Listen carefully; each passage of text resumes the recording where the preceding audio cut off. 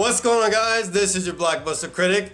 You are watching the Blockbuster Show, and if you are currently watching us on Twitch, we just got done watching the Microsoft E3 conference, and I gotta say it, and I know this is gonna surprise a lot of people, but I don't see Sony topping this conference. I just don't see them doing it. It's just, their conference was good. It was very, very good. There was some boring points, of course, but I just can't see Sony pulling out this much stuff at their conference. Especially backwards compatibility. Backwards compatibility is something that is disappearing on consoles in today's gaming. But Microsoft brought it back. Sure, it's currently limited, like, you know, the Xbox titles on the Xbox 360, but some backwards compatibility is a lot better than no backwards compatibility. And it's even better than having to pay a subscription to stream a PS3 game to a PS4. Makeshift backwards compatibility. And best of all, it's free of charge. And this opens up all these developers to actually give extra games to the Xbox One gamers that were previously on the Xbox 360.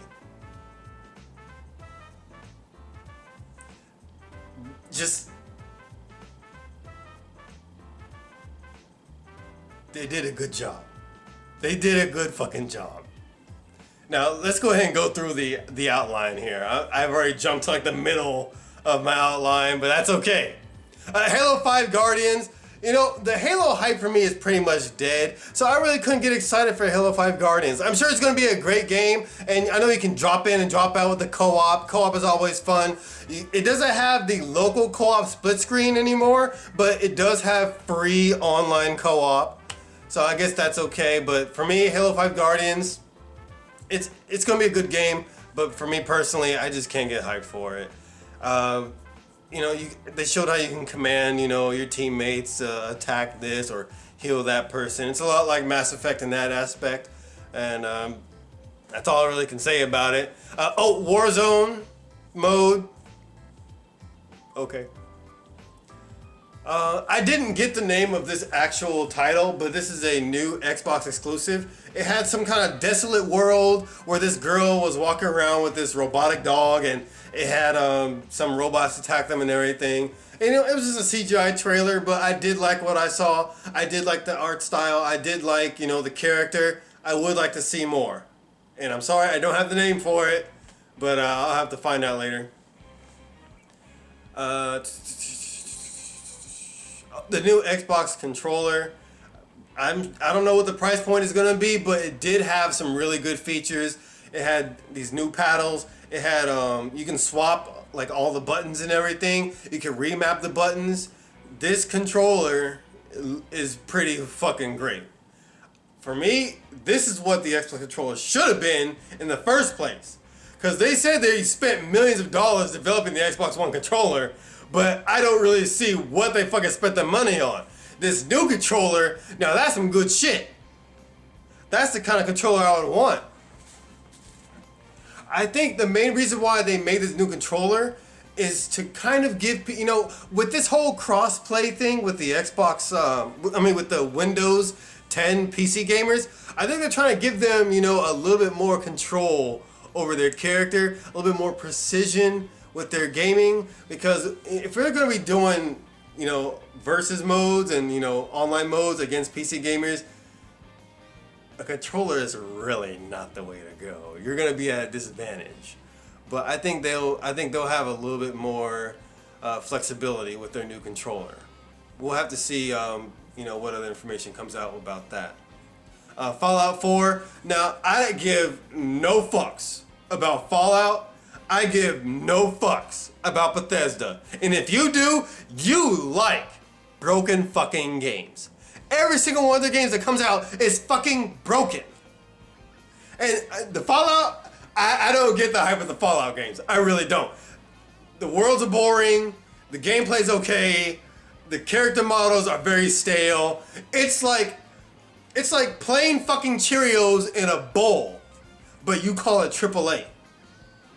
no fucking frosting, no honey glaze, fucking nothing, no milk. Oh, the milk is extra. The milk is DLC. I don't fucking get it.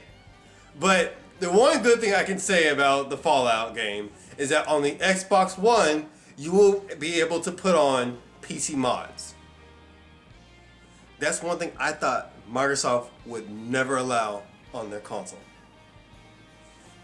You guys saw last generation how Sony actually had a couple of games that had mods, like Unreal Tournament, I think it was 3. That actually had mods on the PS3 version, while on the Xbox version, they couldn't get it. But now, on the Xbox One, Microsoft has opened up their platform and they're allowing mods. Now, I don't know if they're going to allow that for PS4. I'm sure Sony will have no problem doing that.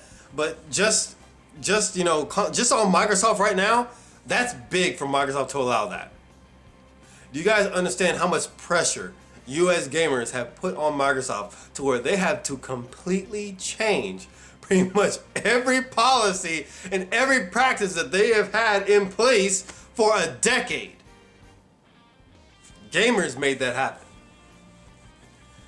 Now, EA Access, they've got, things coming to the vault, Titanfall, Dragon Age Inquisition, and they showed Plants vs. Zombies Garden Warfare 2.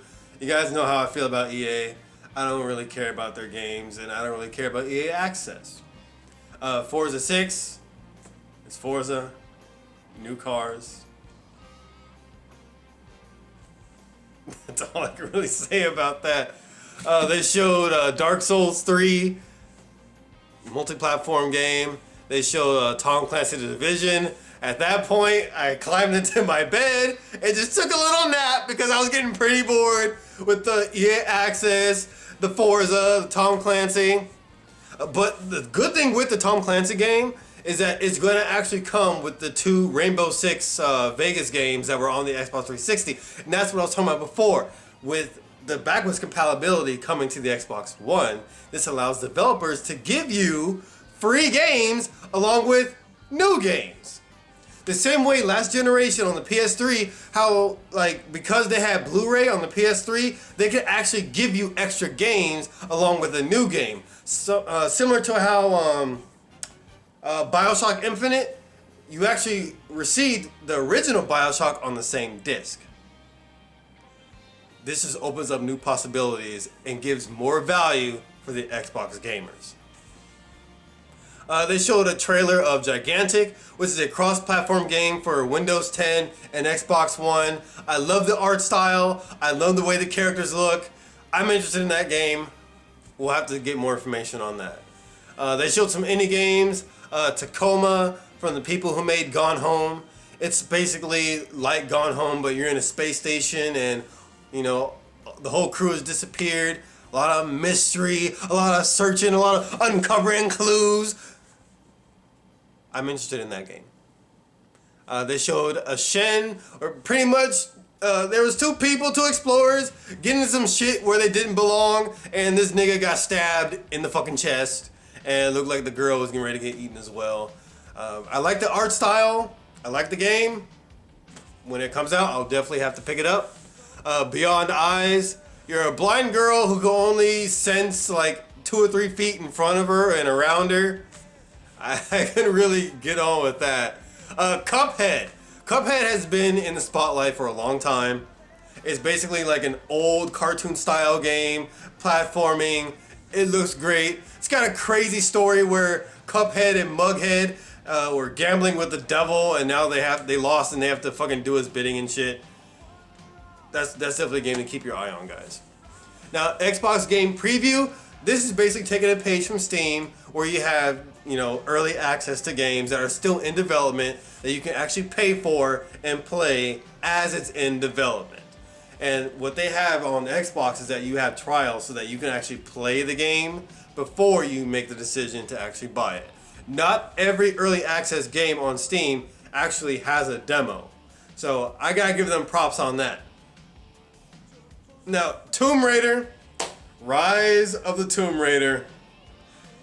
I don't understand why there's so much controversy around this. For me, the Tomb Raider game was, it was good, but it's nothing to get hyped up over. It just, Microsoft knows what they're fucking doing. These companies, they know how to play the console war. And they know what's going to get attention. And, throwing around the word exclusive with Tomb Raider, when Tomb Raider has been a Sony exclusive for years, according to so many ignorant gamers out there, even though it was like on Sega Saturn, even though it was like on PC, for some reason it's a Sony exclusive. But it's gonna come to PS4, so people relax. There's really nothing to fret over, for fuck's sake. Do you really think Square Enix is going to just take all Microsoft's money and make that game exclusive when the game sells better on the PlayStation platform? And not only that, but the PlayStation 4 platform has more sales. So why would they cut out all that potential profit? Slow your fucking roll and relax. Take a deep breath and fucking get over it. You'll get it eventually. Let's see. The Rare Replay. 30 Rare games for $30. Now, I don't have faith in Rare making any new games, but this collection is like the collection of collections. 30 great games, $30. And we're talking Xbox 360 on back. You really can't go wrong with that collection. And if you don't pick it up, you're missing out. They showed a new, I think this was the new Rare IP. It was called Sea of Thieves. I couldn't really get the gameplay because it looked like it just cut from, running a little bit to, oh, the ship, oh, cannons! And it's just, we've already had Assassin's Creed. I don't really get where they're going with this. I'm gonna have to wait for more information on that. Let's see, Fable Legends. We've already known about Fable. What's good is that if you buy the game, well, at least content or whatever, you can't really buy a free-to-play game, but whatever you get on the PC version will carry over to the Xbox version, so you got that cross-platform purchases going on. That's always a good thing. They partnered with Valve VR and they partnered with Oculus Rift, and they also showed off the Minecraft HoloLens thing. And the HoloLens thing was very interesting. It's just kind of like, it turns any surface into like a TV screen so you can play your game, which is nice, having like a little projector on your face or whatever.